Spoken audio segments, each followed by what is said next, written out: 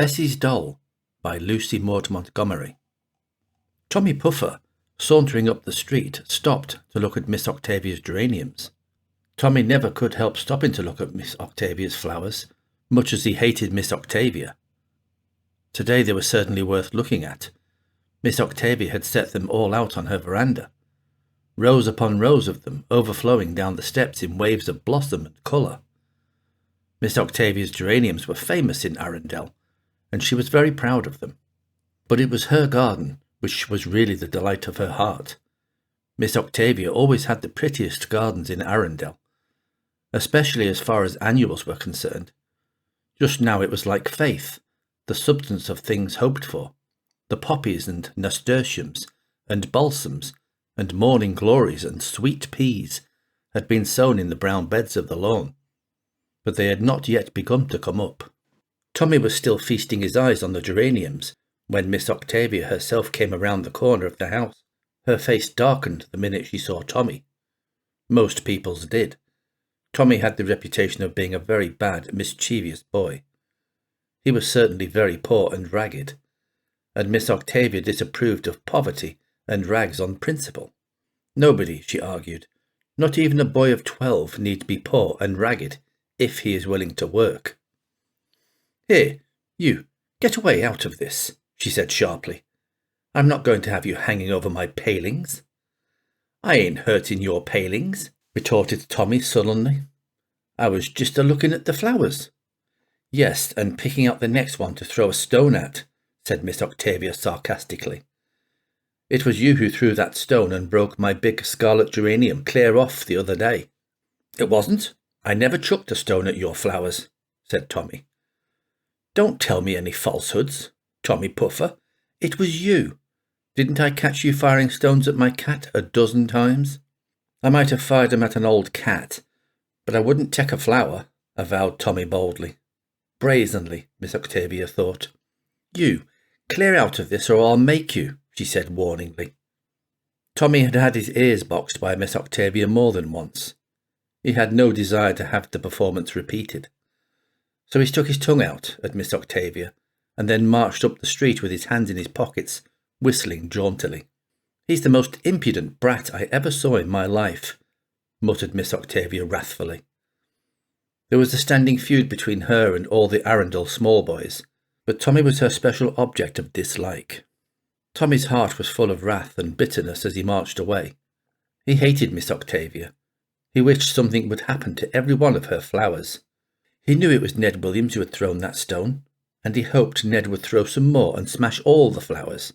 So Tommy raged along the street until he came to Mr. Blacklock's store, and in the window of it he saw something that would put Miss Octavia and her disagreeable remarks quite out of his tow-coloured head. There was nothing more or less than a doll. Now, Tommy was not a judge of dolls, and did not take much interest in them, but he felt quite sure that this was a very fine one. It was so big, it was beautifully dressed in blue silk, with a ruffled blue silk hat.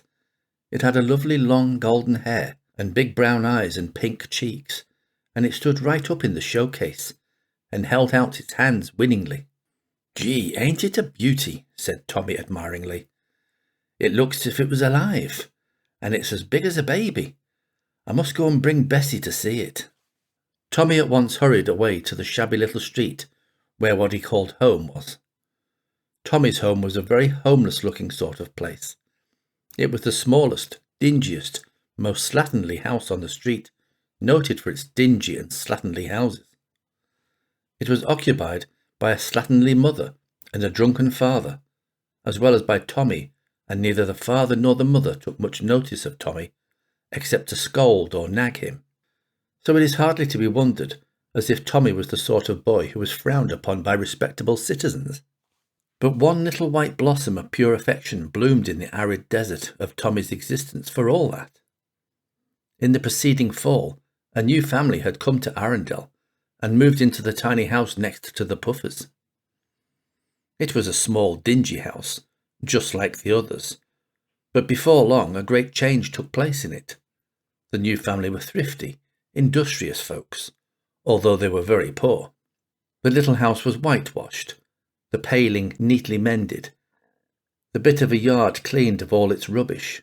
Muslin curtains appeared in the windows, and rows of cans with blossoming plants adorned the sills. There were just 3 people in the Knox family: a thin little mother who went out scrubbing and took in washing, a boy of 10 who sold newspapers and ran errands, and Bessie.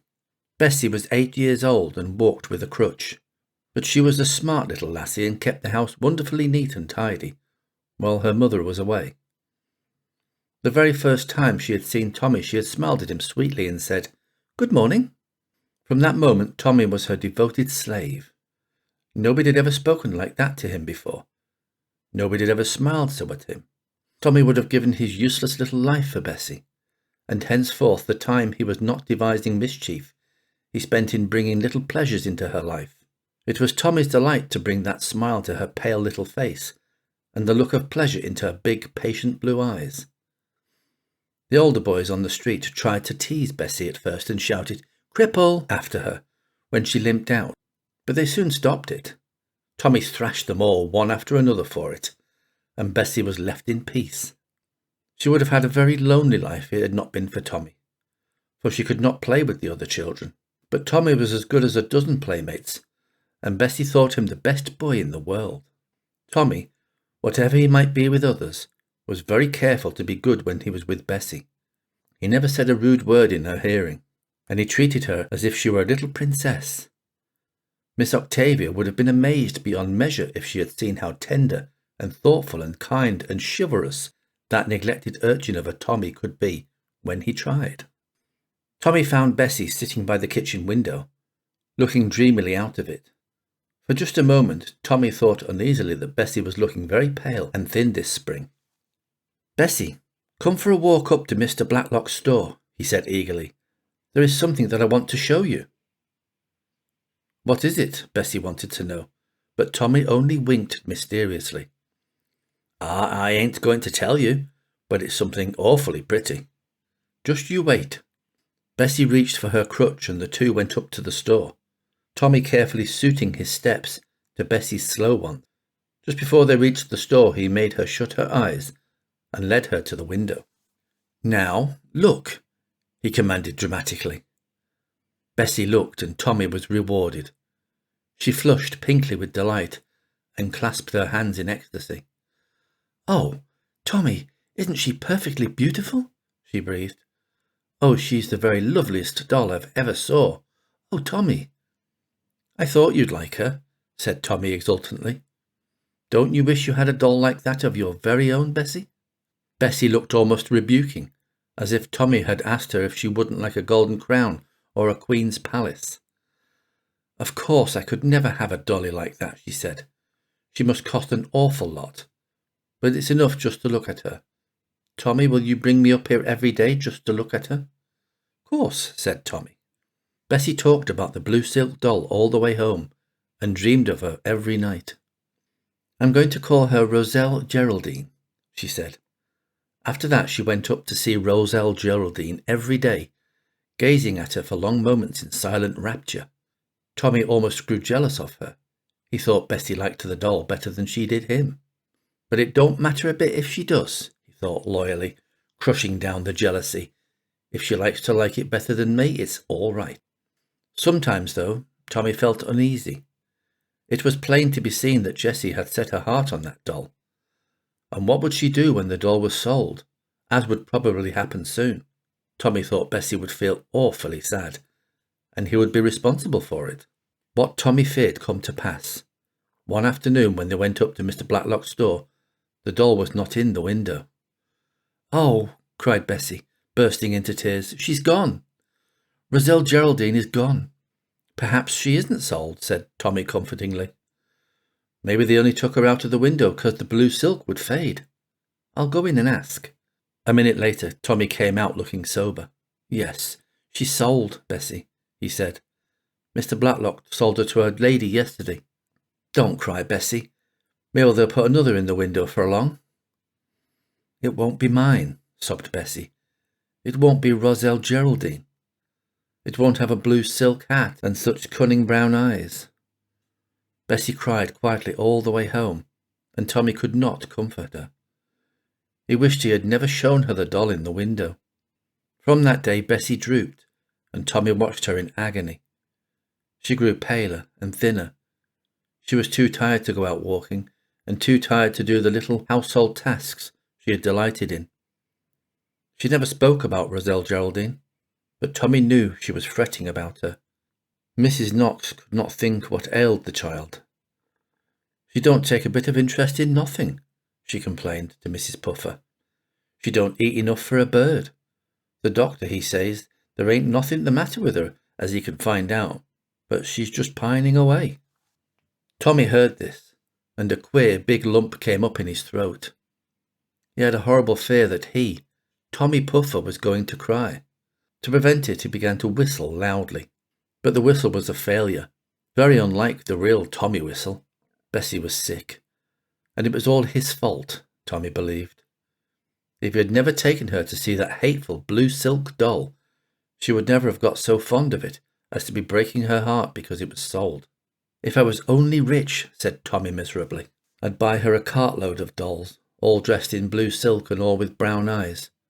But I can't do anything." By this time Tommy had reached the paling in front of Miss Octavia's lawn, and from force of habit he stopped to look over it. But there was not much to see this time, only the little green rows and circles in the brown, well-weeded beds, and the long curves of dahlia plants, which Miss Octavia had set out a few days before. All the geraniums were carried in, and the blinds were down. Tommy knew Miss Octavia was away. He had seen her depart on the train that morning, and heard her tell a friend that she was going down to Chelton to visit her brother's folks, and wouldn't be back until the next day. Tommy was still leaning moodily against the paling when Mrs. Jenkins and Mrs. Reed came by, and they too paused to look at the garden. "Dear me, how cold it is," shivered Mrs. Reed. "There's going to be a hard frost tonight. Octavia's flowers will be nipped as sure as anything. It's a wonder she'd stay away from them overnight with her heart so set on them." "Her brother's wife is sick," said Mrs. Jenkins. "We haven't had any frost this spring, and I suppose Octavia never thought of such a thing. She'll feel awful bad if her flowers get frosted, especially them dahlias. Octavia sets such store by her dahlias." Mrs. Jenkins and Mrs. Reed moved away, leaving Tommy by the paling. It was cold. There was going to be a hard frost, and Miss Octavia's plants and flowers would certainly be spoiled. Tommy thought he ought to be glad, but he wasn't.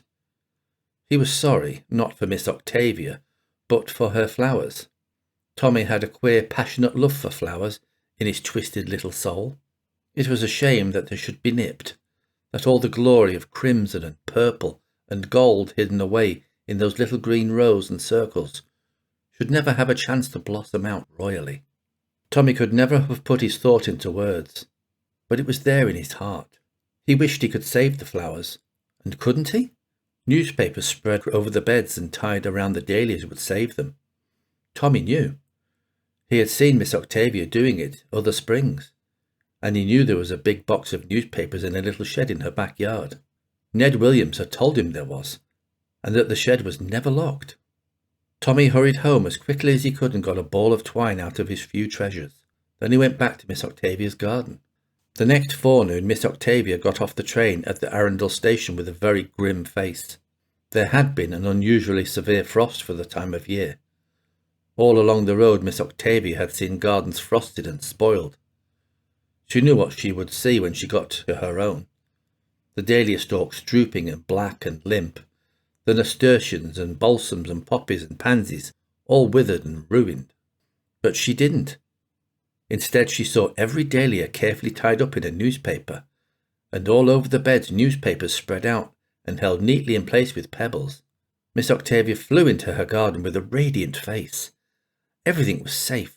Nothing was spoiled. But who could have done it? Miss Octavia was puzzled. On one side of her lived Mrs. Kennedy, who had just moved in and, being a total stranger, would not be likely to think of Miss Octavia's flowers. On the other lived Miss Matheson, who was a shut-in and spent all her time on the sofa.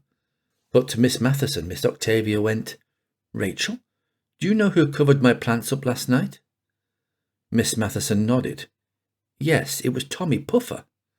I saw him working away there with papers and twine. I thought you told him to do it." "For the land's sake!" ejaculated Miss Octavia. "Tommy Puffer? Well, wonders will never cease." Miss Octavia went back to her house feeling rather ashamed of herself when she remembered how she had always treated Tommy Puffer. "But there must be some good in the child, or he wouldn't have done this," she said to herself. "I've been real mean, but I'll make it up to him." Miss Octavia did not see Tommy that day, but when he passed the next morning she ran to the door and called him. "Tommy, Tommy Puffer, come in here." Tommy came reluctantly. He didn't like Miss Octavia any better than he had, and he didn't know what she wanted of him. But Miss Octavia soon informed him without loss of words. "Tommy, Miss Matheson tells me that it was you who saved my flowers from frost the other night. I'm very much obliged to you, indeed. Whatever made you think of doing it?" "I hated to see the flowers spoiled," muttered Tommy, who was feeling more uncomfortable than he had ever felt in his life. "Well, it was real thoughtful of you. I'm sorry I've been so hard on you, Tommy, and I believe now you didn't break my scarlet geranium. Is there anything I can do for you? Anything you'd like to have? If it's in reason, I'll get it for you, just to pay my debt."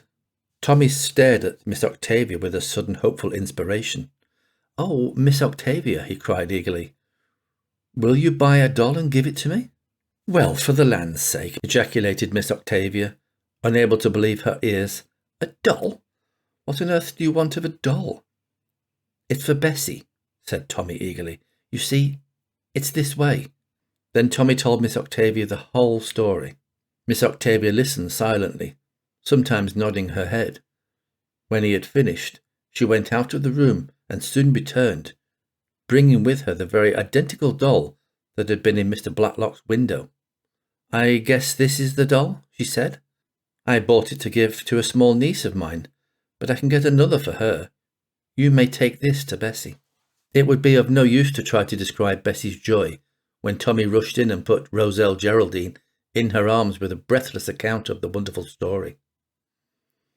But from that moment, Bessie began to pick up again, and soon she was better than she had ever been, and the happiest little lassie in Arundel.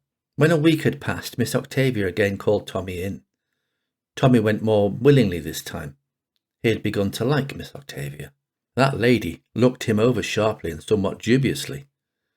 He was certainly very ragged and unkempt, but Miss Octavia saw what she had never noticed before, that Tommy's eyes were bright and frank, that Tommy's chin was a good chin, and that Tommy's smile had something very pleasant about it. "You're fond of flowers, aren't you, Tommy?" she asked. "You bet," was Tommy's inelegant but heartfelt answer.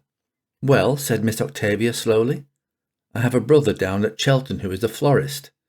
He wants a boy of your age to do handy jobs and run errands about his establishment. And he wants one who is fond of flowers and would like to learn the business. He asked me to recommend him one, and I promised to look out for a suitable boy. Would you like the place, Tommy? And will you promise to be a very good boy and learn to be respectable if I ask my brother to give you a trial and a chance to make something of yourself?" "Oh, Miss Octavia," gasped Tommy. He wondered if he was simply having a beautiful dream. But it was no dream, and it was all arranged later on. No one rejoiced more heartily in Tommy's success than Bessie. "But I'll miss you dreadfully, Tommy," she said wistfully. "Oh, I'll be home every Saturday night, and we'll have Sunday together, except when I've got to go to Sunday school, 'cause Miss Octavia says I must," said Tommy comfortingly. "And the rest of the time you'll have Roselle Geraldine." "Yes, I know," said Bessie, giving the blue silk doll a fond kiss. "And she's just lovely, but she ain't as nice as you, Tommy, for all." Then was Tommy's cup of happiness full.